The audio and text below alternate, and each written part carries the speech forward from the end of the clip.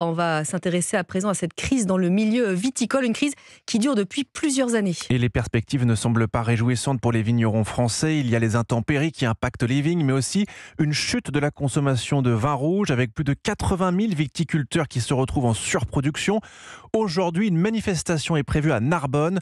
Tous les vignerons du sud de la France, soutenus par de nombreux agriculteurs, se sont donné rendez-vous pour exprimer leur colère et demander des aides. Aurélien Fleureau. Un rassemblement inédit des viticulteurs du Gers jusqu'au Vaucluse en passant par le Gard. Une unité naturelle tant les vents sont contraires pour la profession, avec notamment les aléas climatiques et l'inflation, explique Franck Saillant, vice-président du syndicat des vignerons de l'Aude. Nous avons beaucoup de points qui demandent des réponses et des accompagnements. Tous les voyants sont dans le rouge puisqu'aujourd'hui nos exploitations sont de moins en moins viables. Cette conjonction de problèmes, nous l'avons dans tous les bassins viticoles du sud de la France. C'est historique parce que c'est la première fois où on arrive à avoir des revendications qui sont communes.